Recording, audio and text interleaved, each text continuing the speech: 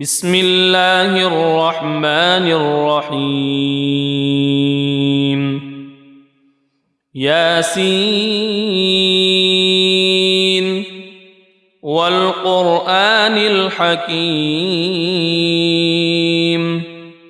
إنك لمن المرسلين على صراط مستقيم تنزيل العزيز الرحيم لتنذر قوما ما أنذر آباؤهم فهم غافلون لقد حق القول على أكثرهم فهم لا يؤمنون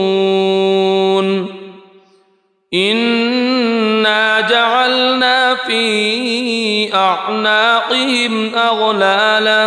فهي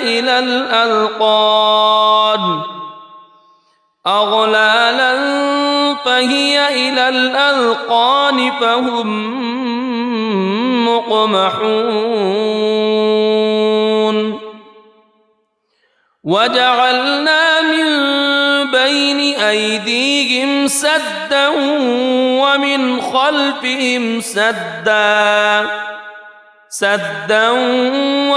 خلفهم سدا فأغشيناهم فهم لا يبصرون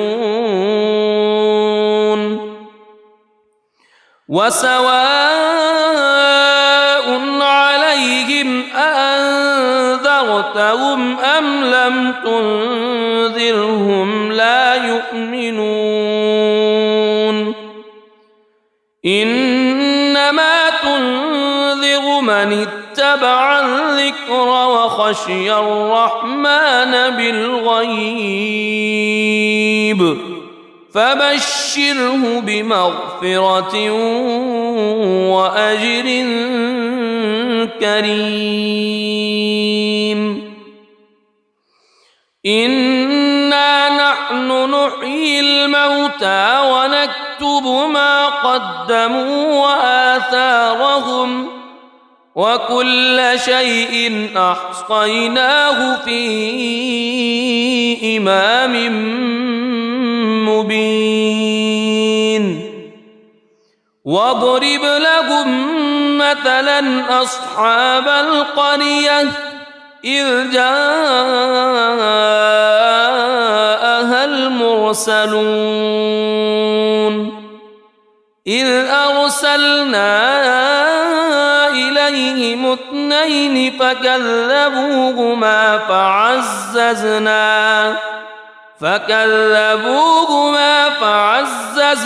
بثالث فقالوا إنا إليكم مرسلون قالوا ما أنتم إلا بشر مثلنا وما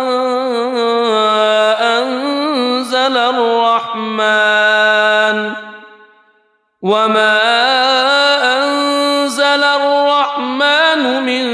شيء إن أنتم إلا تكذبون قالوا ربنا يعلم إنا إليكم لمرسلون وما علينا إلا البلاغ المبين قالوا إنا تطيرنا بكم لئن لم تنتهوا لنرجمنكم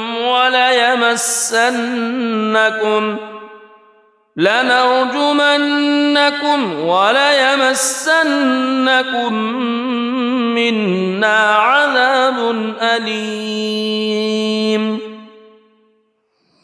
قالوا طائركم معكم أئن ذكرتم بل أنتم قوم مسرفون وجاء من أقصى المدينة رجل يسعى قال يا قوم اتبعوا المرسلين اتبعوا من لا يسألكم أجرا وهم مهتدون وما لي لا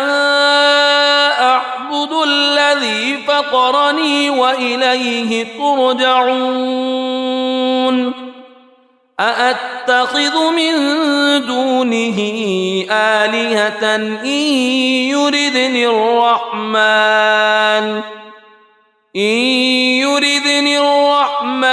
بضر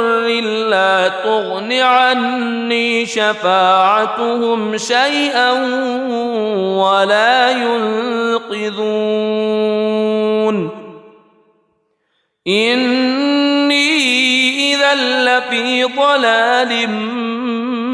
مبين إني آمنت بربكم فاسمعون قيل ادخل الجنة قال يا ليت قومي يعلمون بما غفر لي ربي وجعلني من المكرمين وما أنزلنا على قومه من بعده من جند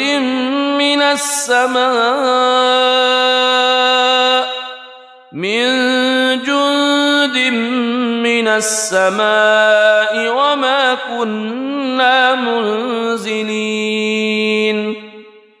إن كانت إلا صيحة واحدة فإذا هم خامدون يا حسرة على العباد ما يأتيهم من رسول إلا كانوا به يستهزئون ألم يروا كم أهلكنا قبلهم من القرون أنهم إليهم لا يرجعون وإن كل لما جميع لدينا محضرون وآية لهم الأرض الميتة أحييناها وأخرجنا منها حبا فمنه يأكلون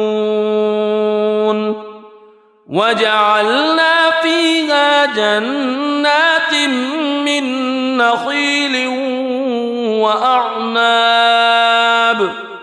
من نخيل وأعناب وفجرنا فيها من العيون ليأكلوا من ثمره وما عملته أيديهم أفلا يشكرون سبحان الذي خلق الأزواج كلها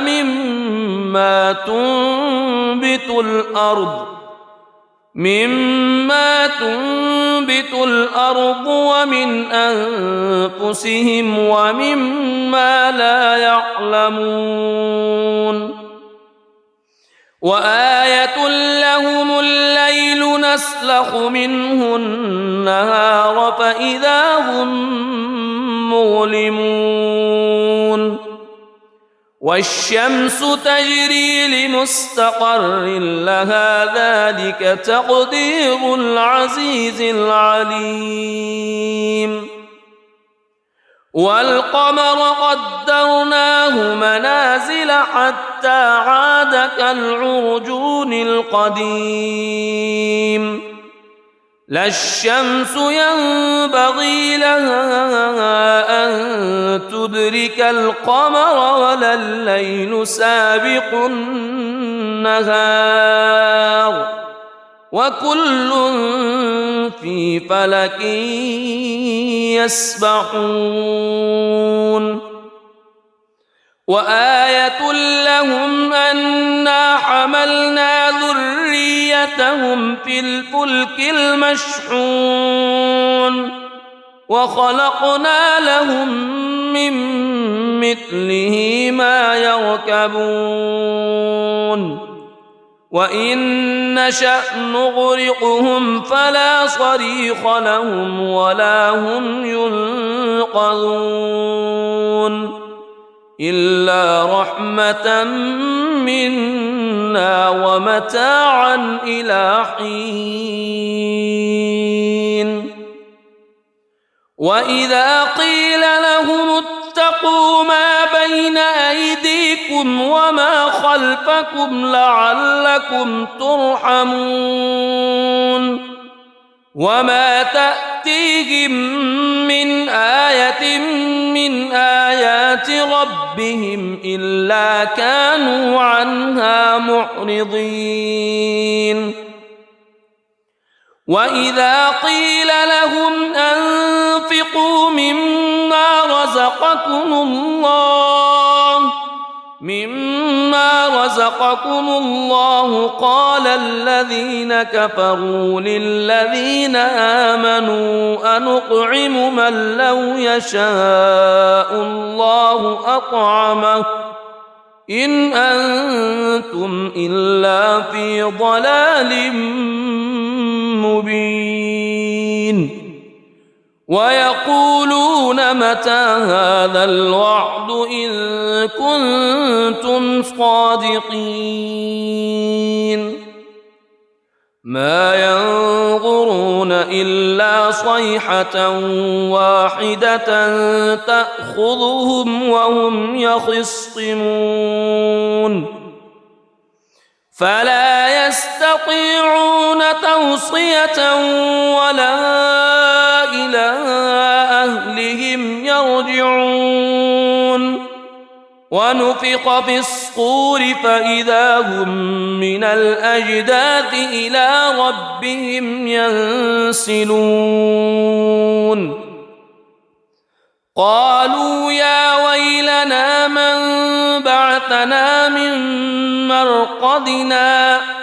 هذا ما وعد الرحمن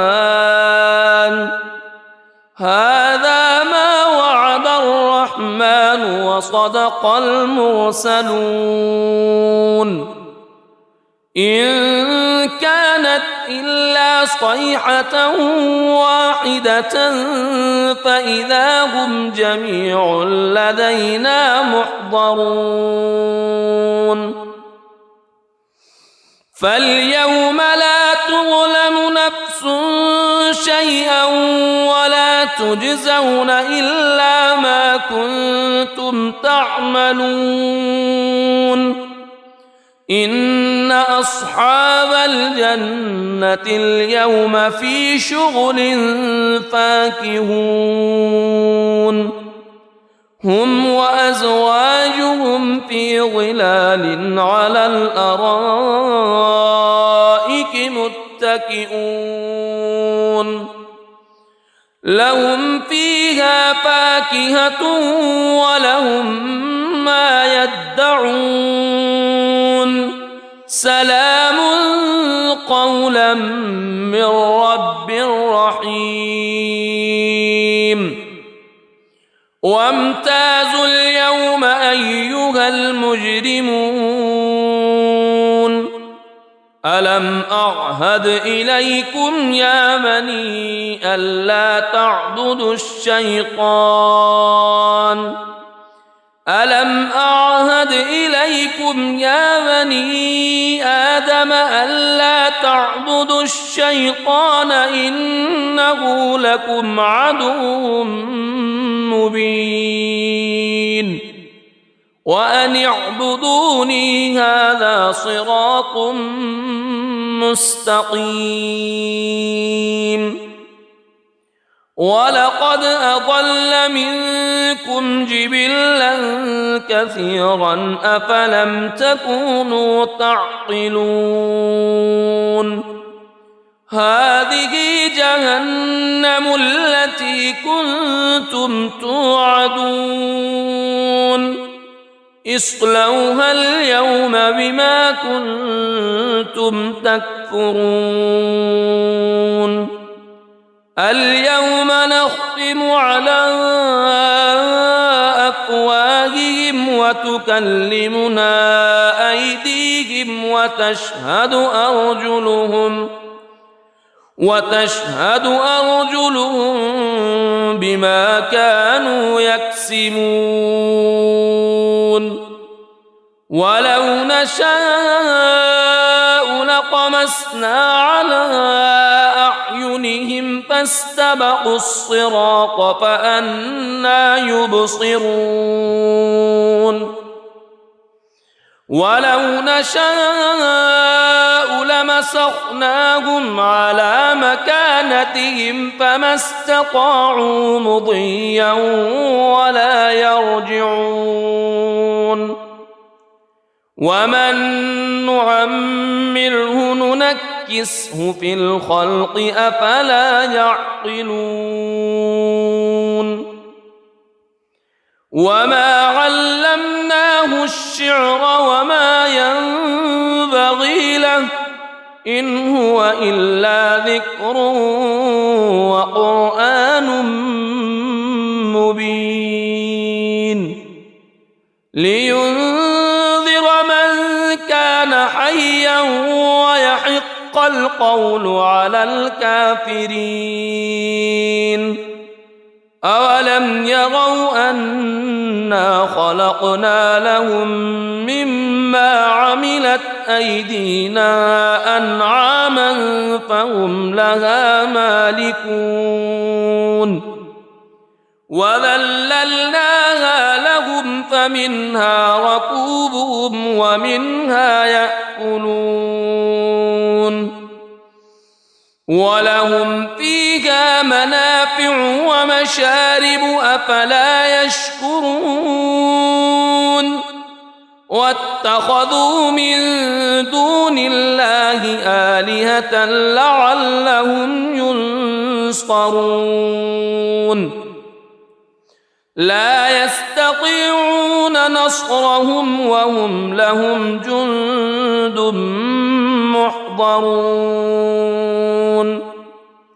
فلا يحزنك قولهم إنا نعلم ما يسرون وما يعلنون أولم ير الإنسان أنا خلقناه من نطفة فإذا هو خصيم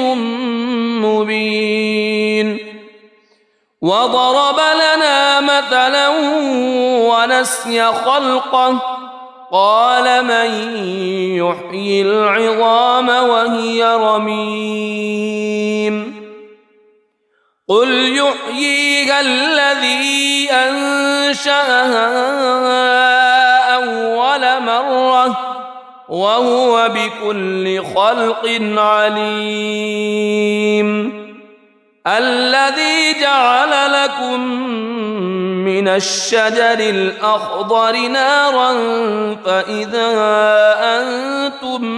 منه توقدون أوليس الذي خلق السماوات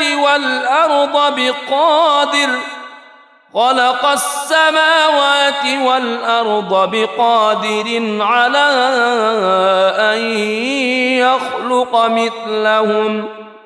بلى وهو الخلاق العليم إنما أمره إذا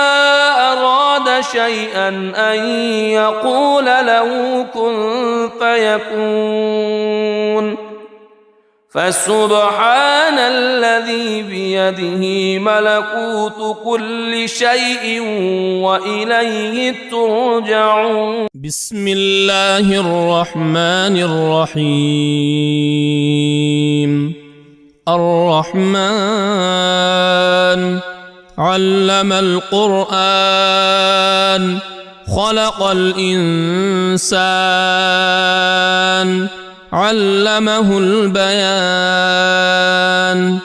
الشمس والقمر بحسبان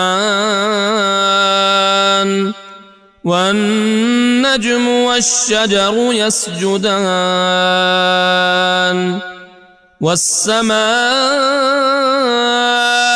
رفعها ووضع الميزان ألا تطغوا في الميزان وأقيموا الوزن بالقسط ولا تخسروا الميزان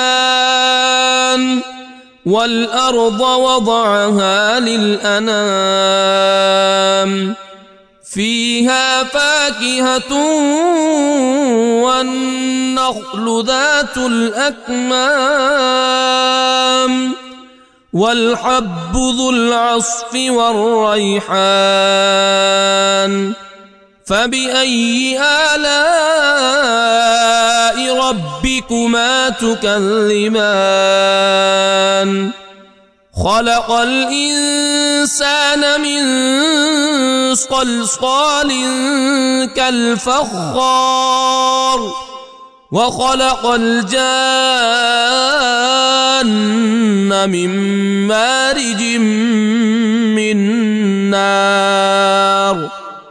فبأي آلاء ربكما تكذبان رب المشرقين ورب المغربين فبأي آلاء ربكما تكذبان مرج البحرين يلتقيان بينهما برزخ لا يبغيان فبأي آلاء ربكما تكذبان يخرج منهما اللؤلؤ والمرجان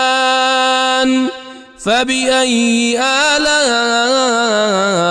ربكما تكذبان وله الجوار المنشآت في البحر كالأعلام فبأي آلاء ربكما تكذبان كل من عليها فان ويبقى وجه ربك ذو الجلال والإكرام فبأي آلاء ربكما تكذبان يسأله من في السماوات والأرض كل يوم هو في شأن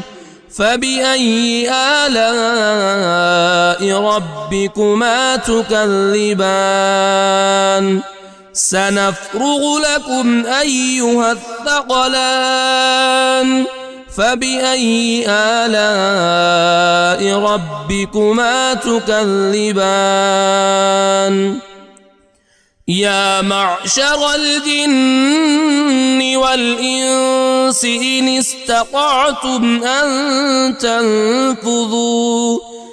إن استطعتم أن تنفذوا من أقطار السماوات والأرض فانفذوا لا تنفذون إلا بسلطان فبأي آلاء ربكما تكذبان يرسل عليكما شواظ من نار ونحاس فلا تنتصران فبأي آلاء ربكما تكذبان فإذا انشقت السماء فكانت وردة كالدهان فبأي آلاء ربكما تكذبان فيومئذ لا يسأل عن ذنبه إنس ولا جان فبأي آلاء ربكما تكذبان يعرف المجرمون بسيماهم فيؤخذ بالنواصي والأقدام فبأي آلاء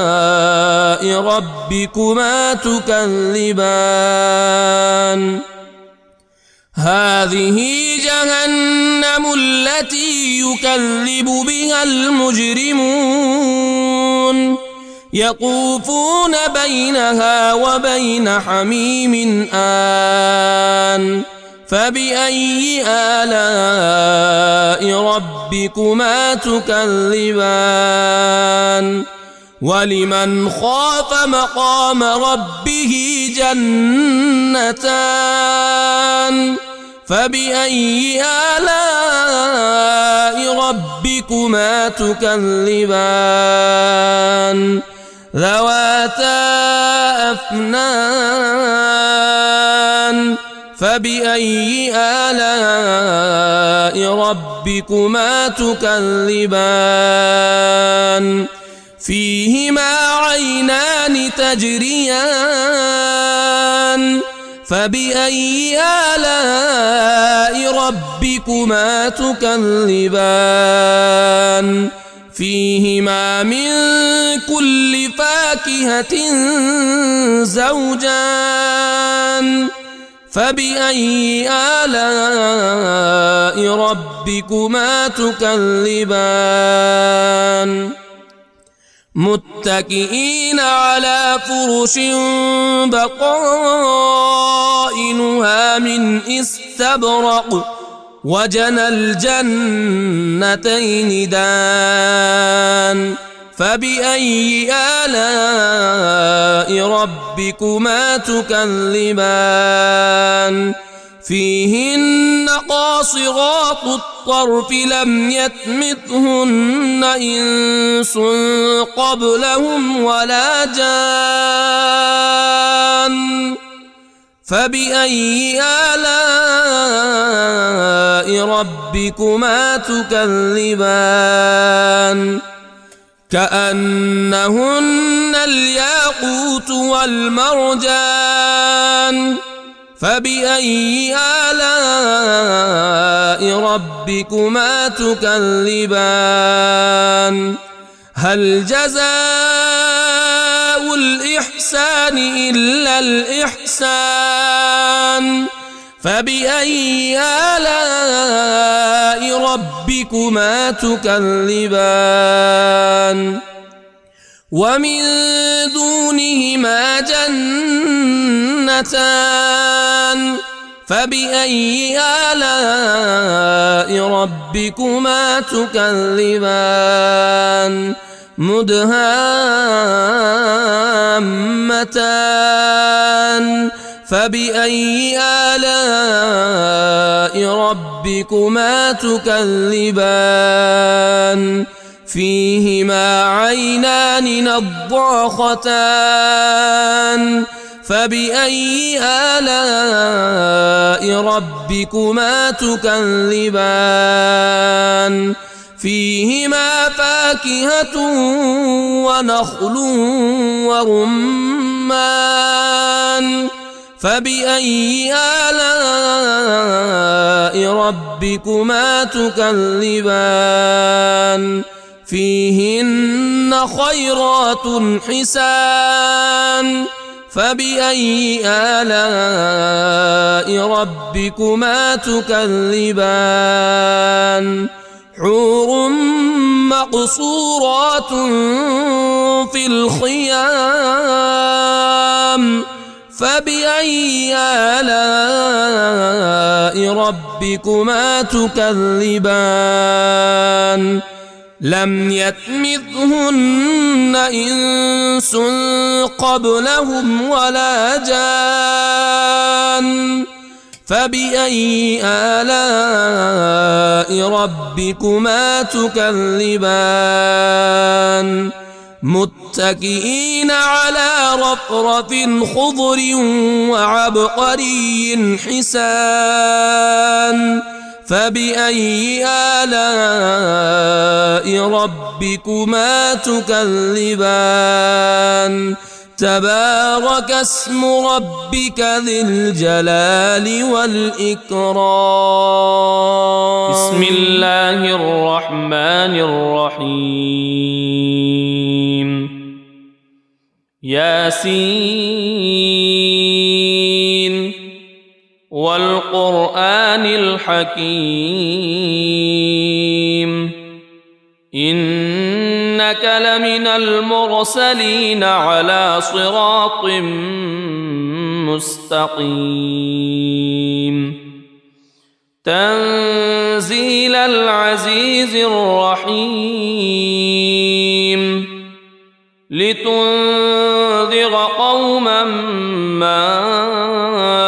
أنذر آباؤهم فهم غافلون لقد حق القول على أكثرهم فهم لا يؤمنون إنا جعلنا في أعناقهم أغلالا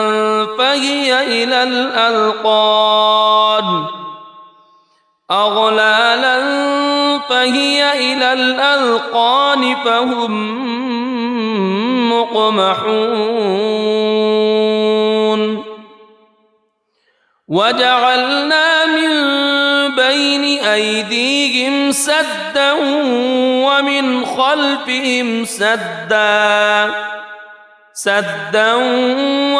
خلفهم سدا فأغشيناهم فهم لا يبصرون وسواء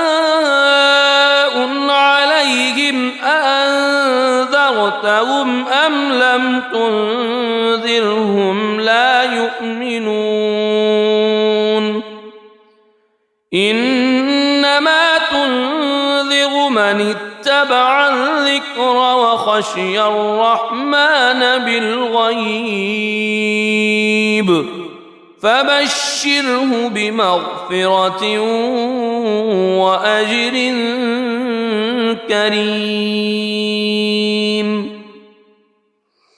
إنا نحن نحيي الموتى ونكتب ما قدموا وآثارهم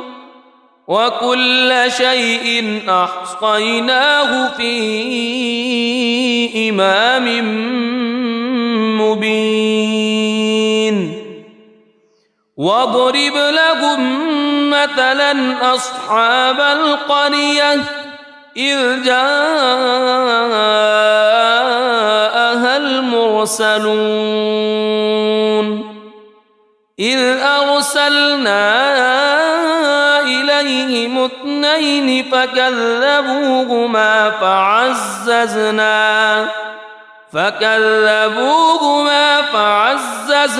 بثالث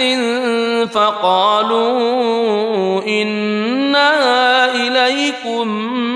مرسلون قالوا ما أنتم إلا بشر مثلنا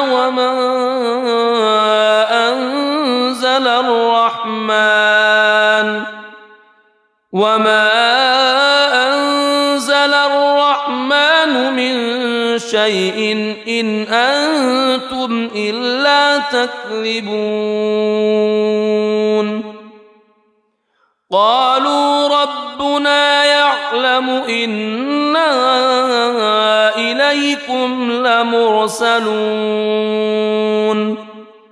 وما علينا إلا البلاغ المبين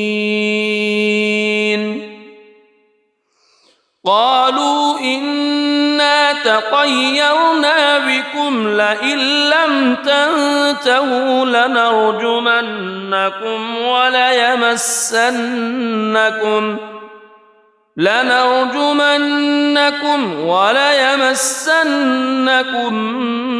منا عذاب أليم قالوا طائركم معكم أئن ذكرتم بل أنتم قوم مسرفون وجاء من أقصى المدينة رجل يسعى قال يا قوم اتبعوا المرسلين اتبعوا من لا يسألكم أجرا وهم مهتدون وما لي لا أعبد الذي فطرني وإليه ترجعون أأتخذ من دونه آلهة إن يردني الرحمن بضر لا تغن عني شفاعتهم شيئا ولا ينقذون إني إذا لفي ضلال مبين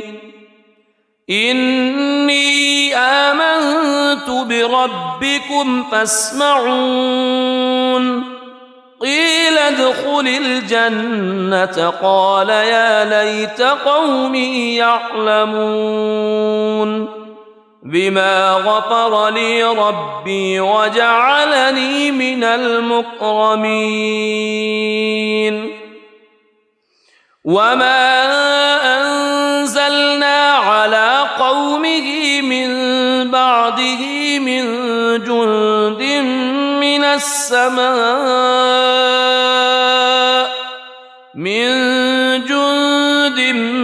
من السماء وما كنا منزلين إن كانت إلا صيحة واحدة فإذا هم خامدون يا حسرة على العباد ما يأتيهم من رسول إلا كانوا به يستهزئون ألم يروا كم أهلكنا قبلهم من القرون أنهم إليهم لا يرجعون وإن كل لما جميع لدينا محضرون وآية لهم الأرض الميتة أحييناها وأخرجنا منها حبا فمنه يأكلون وجعلنا فيها جنات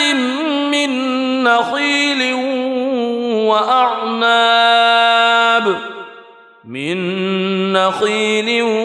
وأعناب وفجرنا فيها من العيون ليأكلوا من ثمره وما عملته أيديهم أفلا يشكرون سبحان الذي خلق الأزواج كلها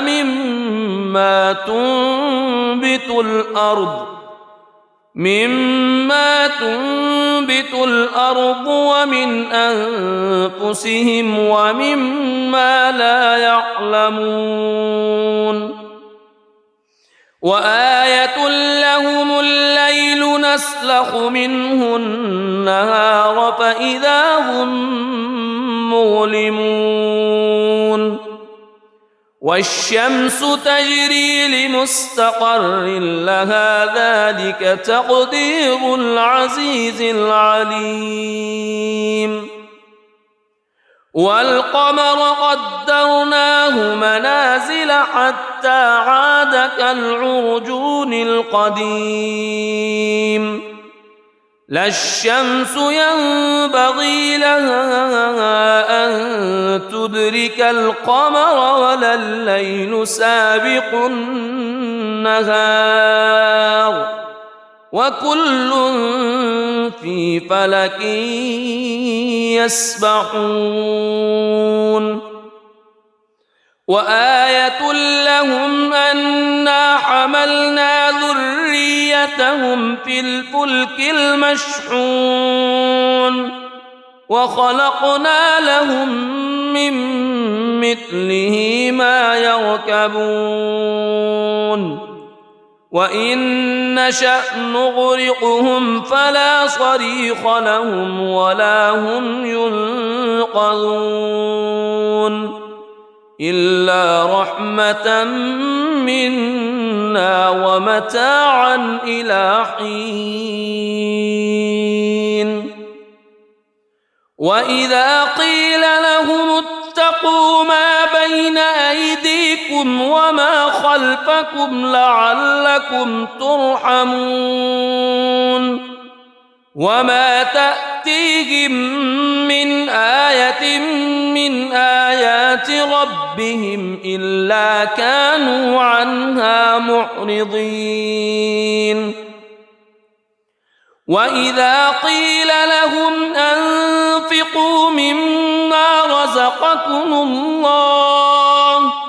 مما رزقكم الله قال الذين كفروا للذين آمنوا أنطعم من لو يشاء الله أطعمه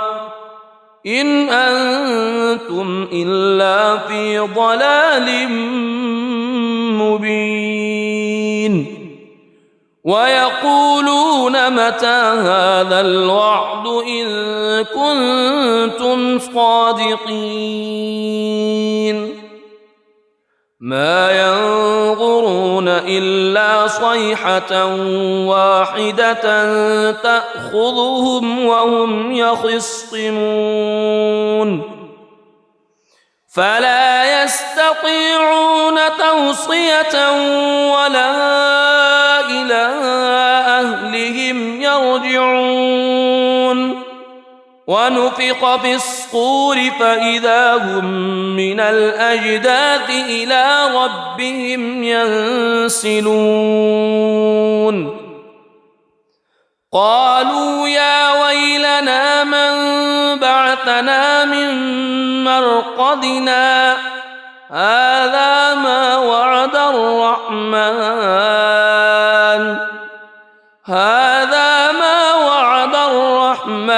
وصدق المرسلون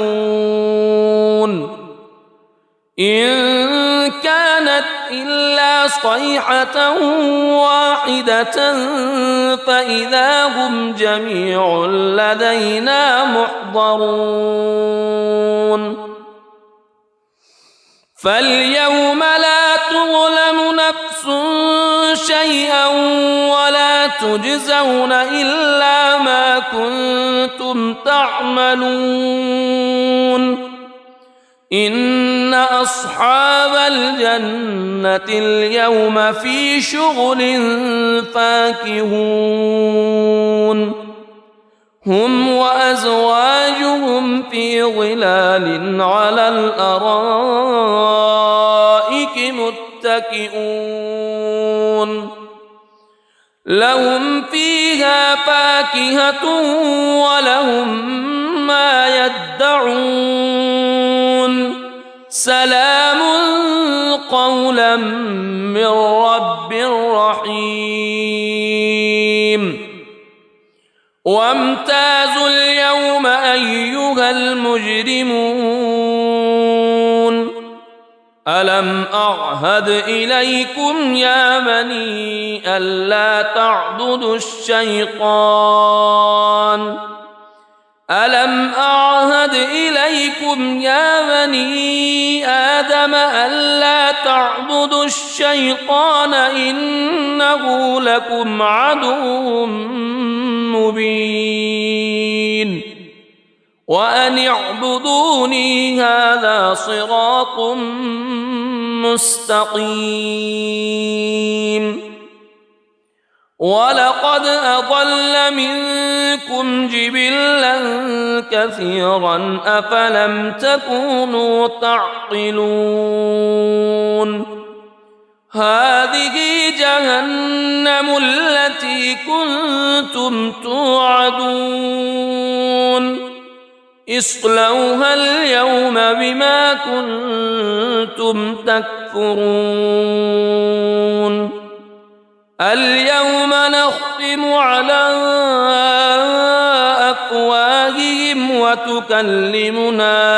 أيديهم وتشهد أرجلهم بما كانوا يكسبون ولو نشاء لطمسنا على أعينهم فاستبقوا الصراط فأنى يبصرون ولو نشاء لمسخناهم على مكانتهم فما استطاعوا مضيا ولا يرجعون ومن نعمره ننكسه في الخلق أفلا يعقلون وما علمناه الشعر وما ينبغي له إن هو إلا ذكر وقرآن مبين لينذر من كان حيا ويحق القول على الكافرين أولم يروا أنا خلقنا لهم مما عملت أيدينا أنعاما فهم لها مالكون وذللناها لهم فمنها ركوبهم ومنها يأكلون ولهم فيها منافع ومشارب أفلا يشكرون واتخذوا من دون الله آلهة لعلهم ينصرون لا يستطيعون نصرهم وهم لهم جند محضرون فلا يحزنك قولهم إنا نعلم ما يسرون وما يعلنون أولم ير الإنسان أنا خلقناه من نطفة فإذا هو خصيم مبين وضرب لنا مثلا ونسي خلقه قال من يحيي العظام وهي رميم قل يحييها الذي أنشأها أول مرة وهو بكل خلق عليم الذي جعل لكم من الشجر الأخضر نارا فإذا أنتم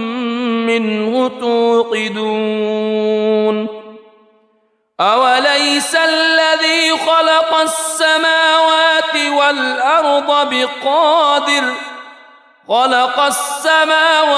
والأرض بقادر على أن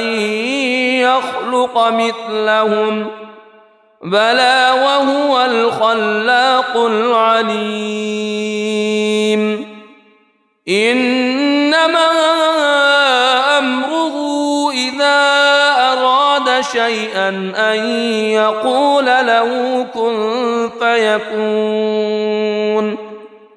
فسبحان الذي بيده ملكوت كل شيء وإليه ترجعون. بسم الله الرحمن الرحيم. الرحمن علم القرآن خلق الإنسان علمه البيان. الشمس والقمر بحسبان والنجم والشجر يسجدان.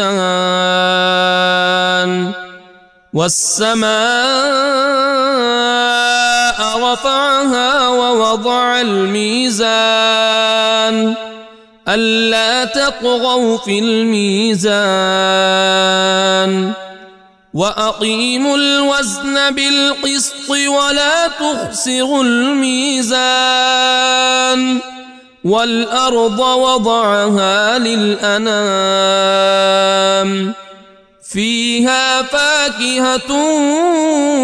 والنخل ذات الأكمام والحب ذو العصف والريحان. فبأي آلاء ربكما تكذبان. خلق الإنسان من صلصال كالفخار وخلق الجان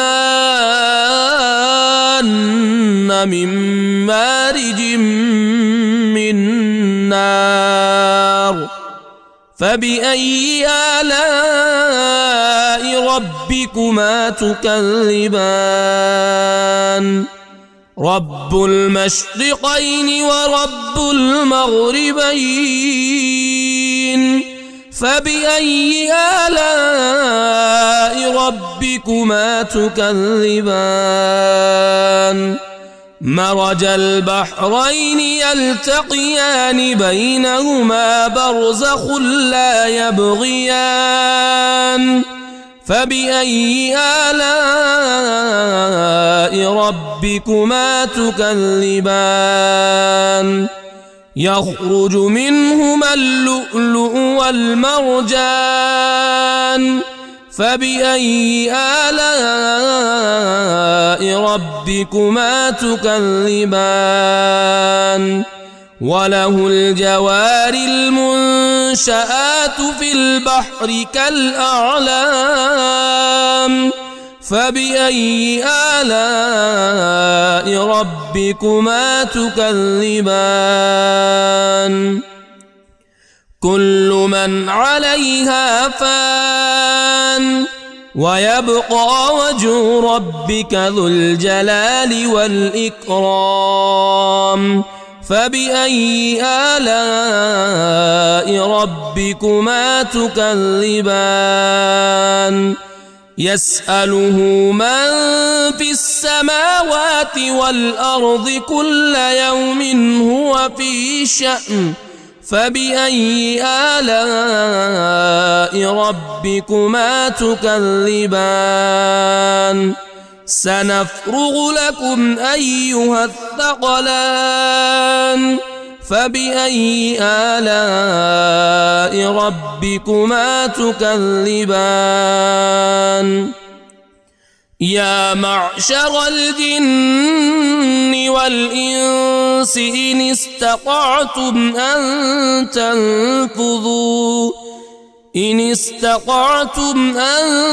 تنفذوا من أقطار السماوات والأرض فانفذوا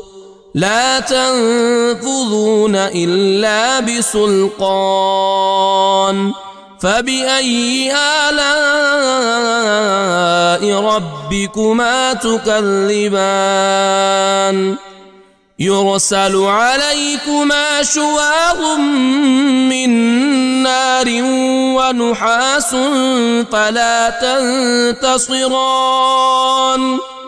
فبأي آلاء ربكما تكذبان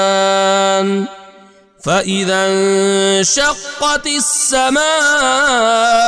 فكانت وردة كالدهان فبأي آلاء ربكما تكذبان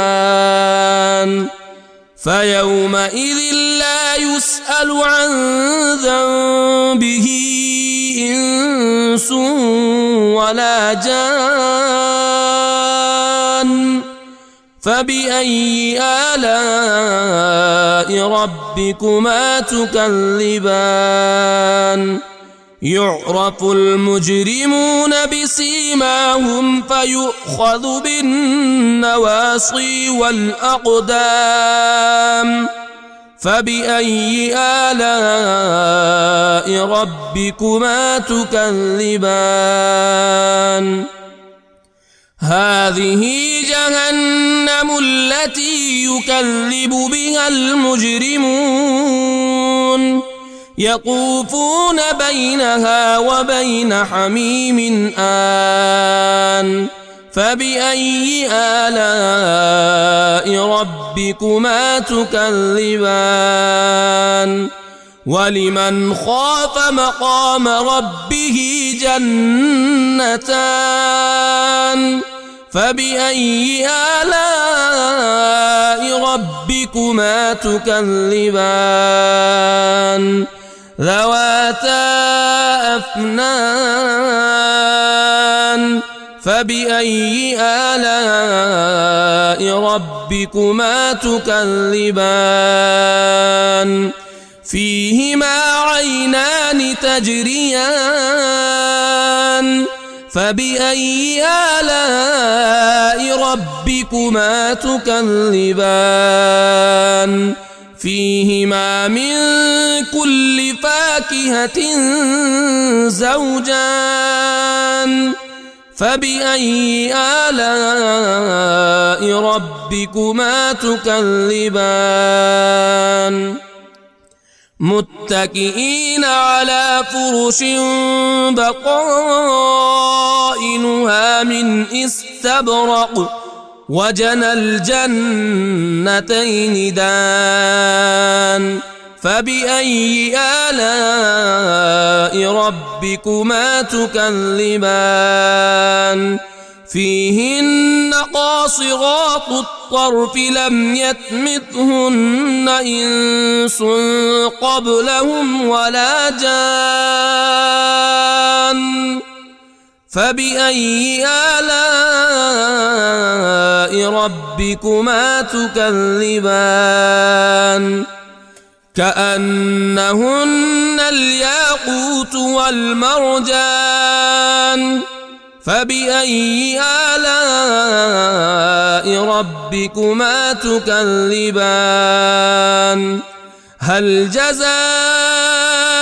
الإحسان إلا الإحسان فبأي آلاء ربكما تكذبان ومن دونهما جنتان فبأي آلاء ربكما تكذبان مدهامتان فبأي آلاء ربكما تكذبان فيهما عينان نضاختان فبأي آلاء ربكما تكذبان فيهما فاكهة ونخل ورمان فبأي آلاء ربكما تكذبان فيهن خيرات حسان فبأي آلاء ربكما تكذبان حور مقصورات في الخيام فبأي آلاء ربكما تكذبان لم يطمثهن إنس قبلهم ولا جان فبأي آلاء ربكما تكذبان متكئين على رفرف خضر وعبقري حسان فبأي آلاء ربكما تكذبان تبارك اسم ربك ذي الجلال والإكرام بسم الله الرحمن الرحيم ياسين والقرآن الحكيم إنك لمن المرسلين على صراط مستقيم تنزيل العزيز الرحيم لتنذر قوما ما أنذر آباؤهم فهم غافلون لقد حق القول على أكثرهم فهم لا يؤمنون إنا جعلنا في أعناقهم أغلالا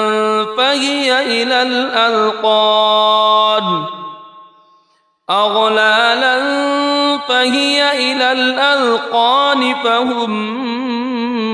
مقمحون وجعلنا من بين أيديهم سدا ومن خلفهم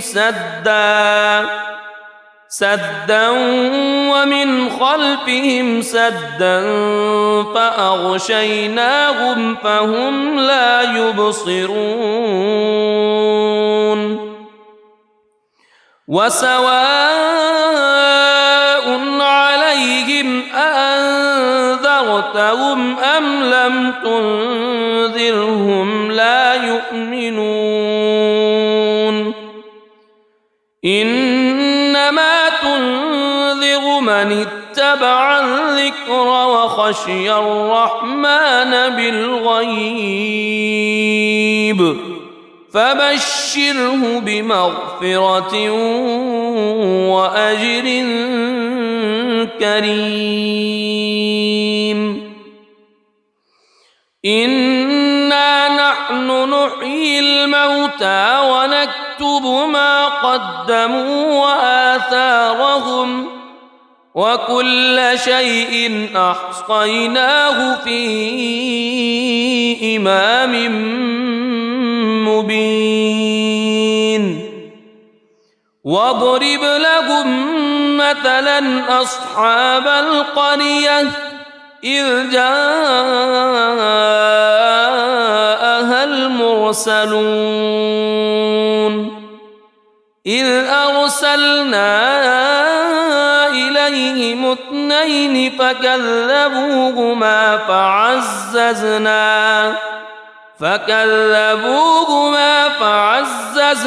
بثالث فقالوا إنا إليكم مرسلون قالوا ما أنتم إلا بشر مثلنا وما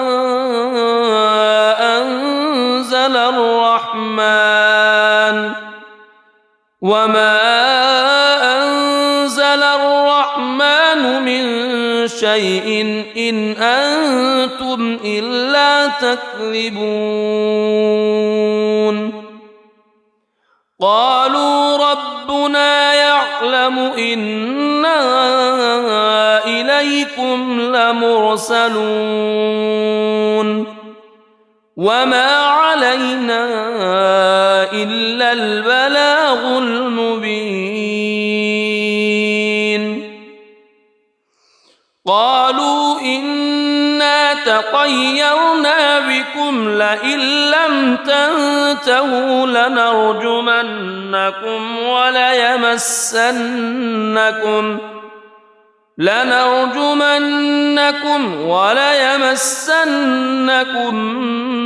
منا عذاب أليم قالوا طائركم معكم أئن ذكرتم بل أنتم قوم مسرفون وجاء من أقصى المدينة رجل يسعى قال يا قوم اتبعوا اتبعوا من لا يسألكم أجرا وهم مهتدون وما لي لا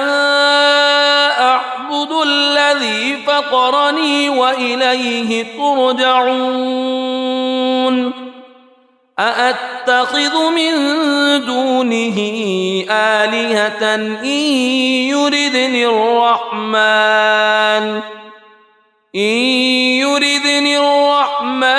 بضر لا تغن عني شفاعتهم شيئا ولا ينقذون إني إذا لفي ضلال مبين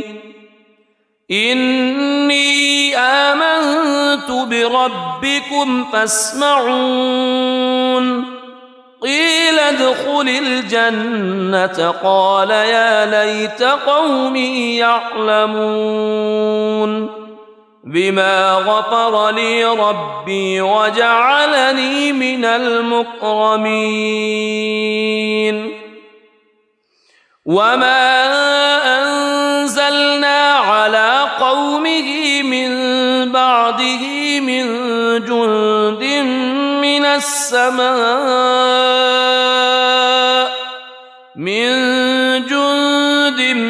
من السماء وما كنا منزلين إن كانت إلا صيحة واحدة فإذا هم خامدون يا حسرة على العباد ما يأتيهم من رسول إلا كانوا به يستهزئون ألم يروا كم أهلكنا قبلهم من القرون أنهم إليهم لا يرجعون وإن كل لما جميع لدينا محضرون وآية لهم الأرض الميتة أحييناها وأخرجنا منها حبا فمنه يأكلون وجعلنا فيها جنات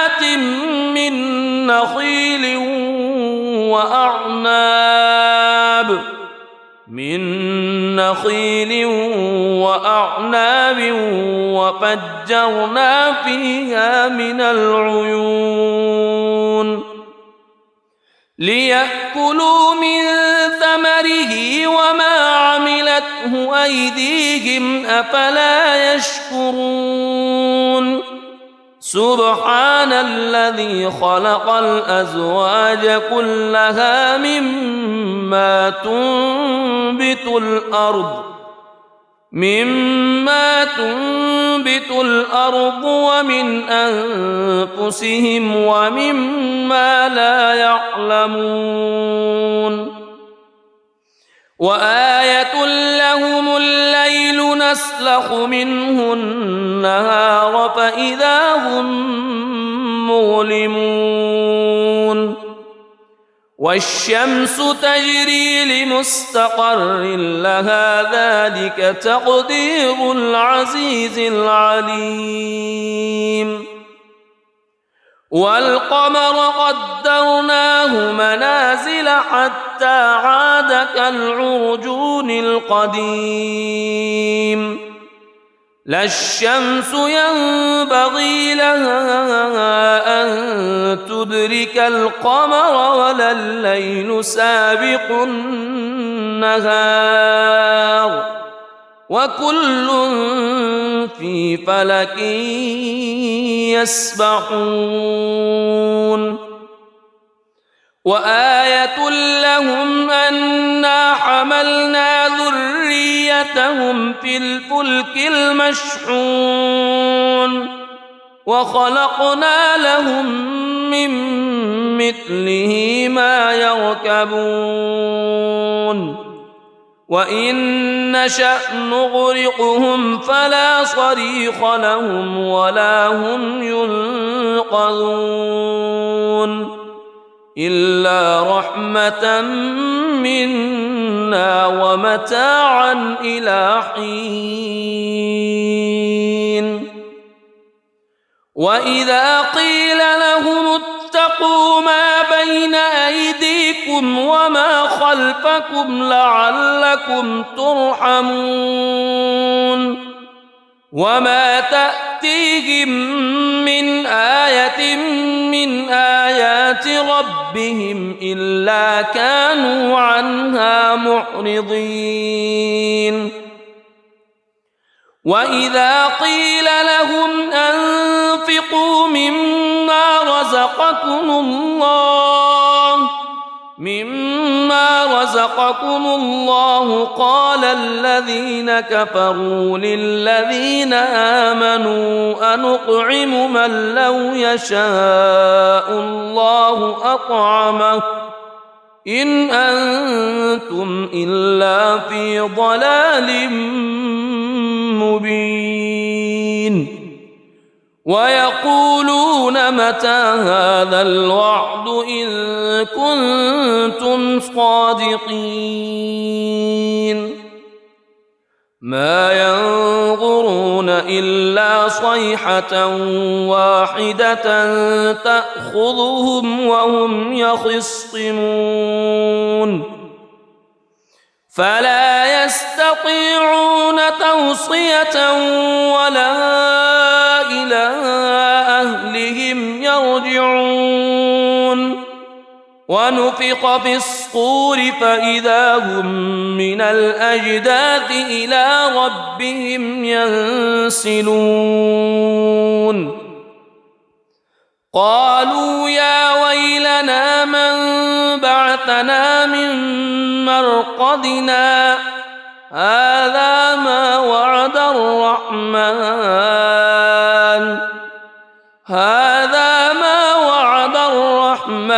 وصدق المرسلون إن كانت إلا صيحة واحدة فإذا هم جميع لدينا محضرون فاليوم لا تظلم نفس شيئا ولا تجزون إلا ما كنتم تعملون إن أصحاب الجنة اليوم في شغل فاكهون هم وأزواجهم في ظلال على الأرائك متكئون لهم فيها فاكهة ولهم ما يدعون سلام قولا من رب رحيم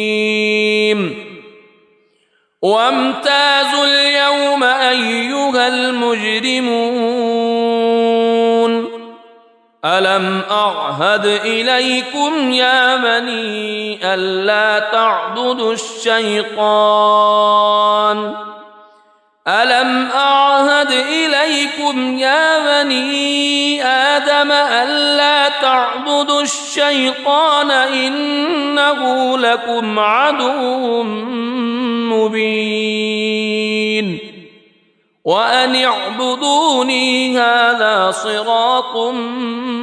مستقيم ولقد أضل منكم جبلا كثيرا أفلم تكونوا تعقلون هذه جهنم التي كنتم توعدون اصلوها اليوم بما كنتم تكفرون اليوم نختم على أفواههم وتكلمنا أيديهم وتشهد أرجلهم بما كانوا يكسبون ولو نشاء لطمسنا على أعينهم فاستبقوا الصراط فأنى يبصرون ولو نشاء لمسخناهم على مكانتهم فما استطاعوا مضيا ولا يرجعون ومن نعمره ننكسه في الخلق أفلا يعقلون وما علمناه الشعر وما ينبغي له إن هو إلا ذكر وقرآن مبين لينذر من كان حيا ويحق القول على الكافرين أولم يروا أنا خلقنا لهم مما عملت أيدينا أنعاما فهم لها مالكون وذللناها لهم فمنها ركوبهم ومنها يأكلون ولهم فيها منافع ومشارب أفلا يشكرون واتخذوا من دون الله آلهة لعلهم ينصرون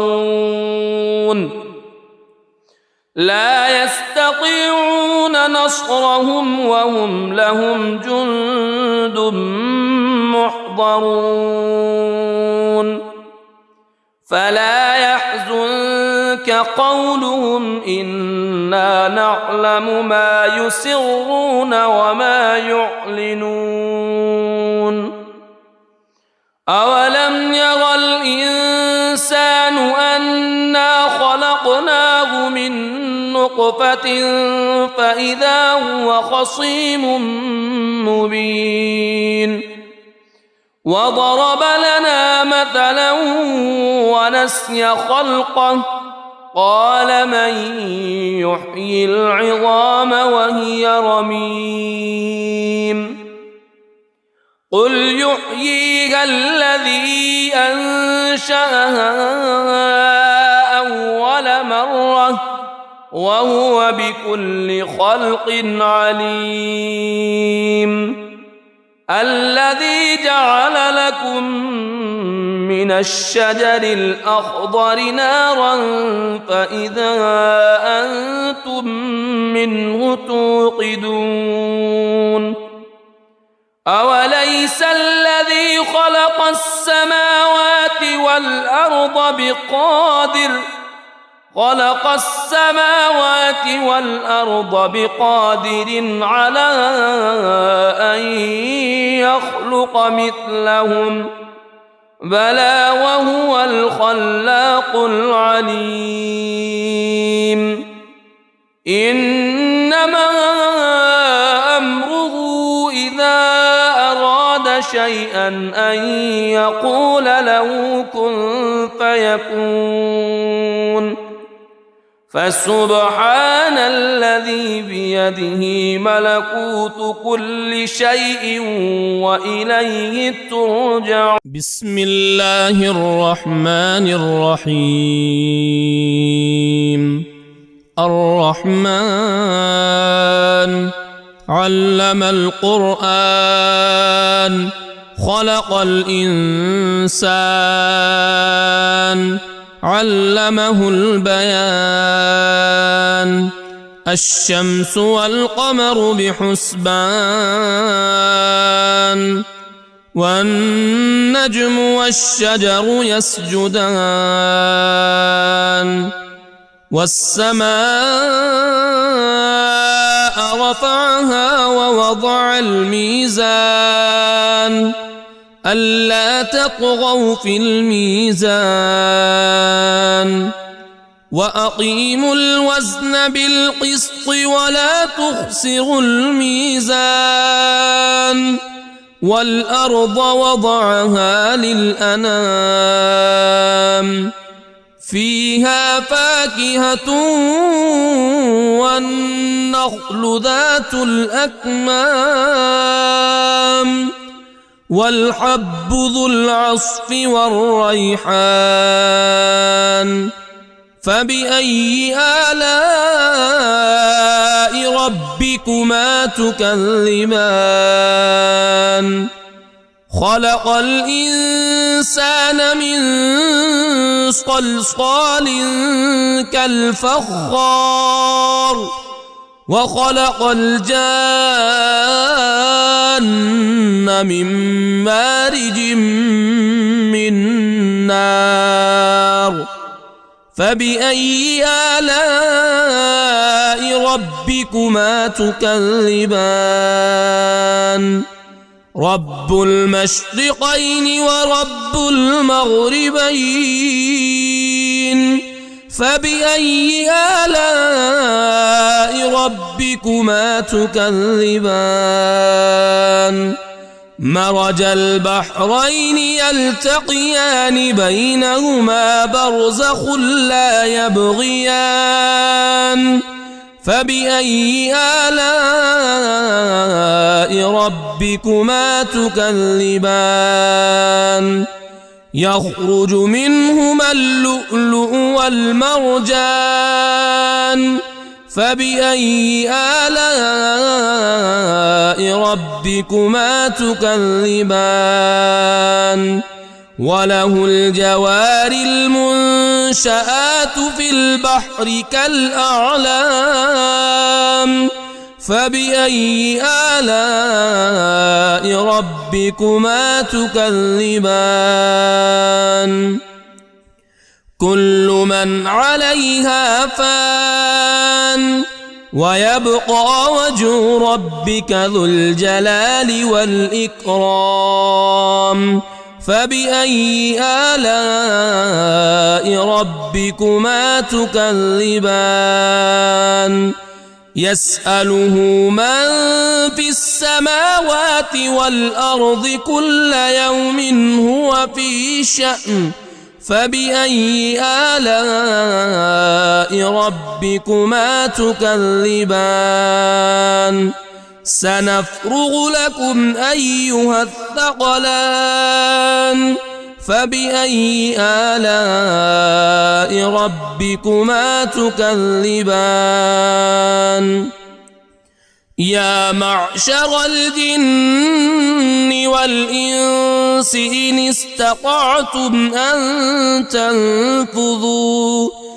إن استطعتم أن تنفذوا من أقطار السماوات والأرض فانفذوا لا تنفذون إلا بسلطان فبأي آلاء ربكما تكذبان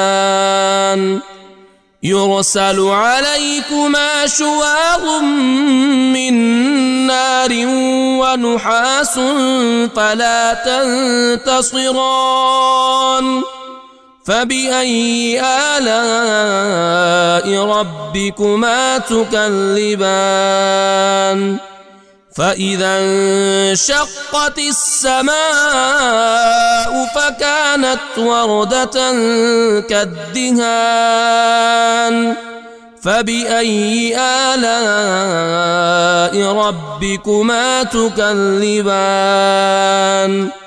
فيومئذ لا يسأل عن ذنبه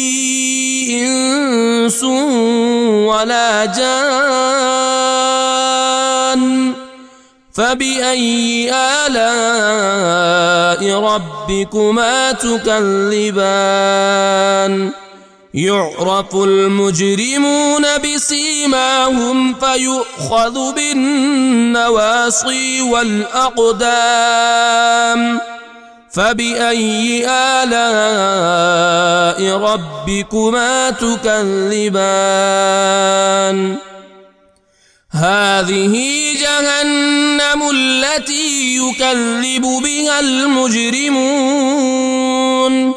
يطوفون بينها وبين حميم آن فبأي آلاء ربكما تكذبان ولمن خاف مقام ربه جنتان فبأي آلاء ربكما تكذبان ذواتا أفنان فبأي آلاء ربكما تكذبان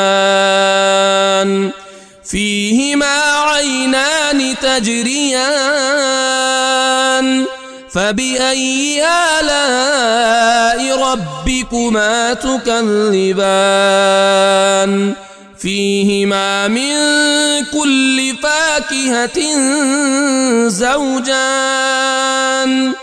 فبأي آلاء ربكما تكذبان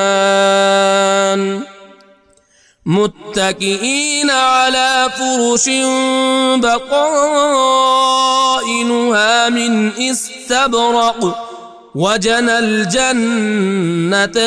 دان فبأي آلاء ربكما تكذبان فيهن قاصرات الطرف لم يطمثهن إنس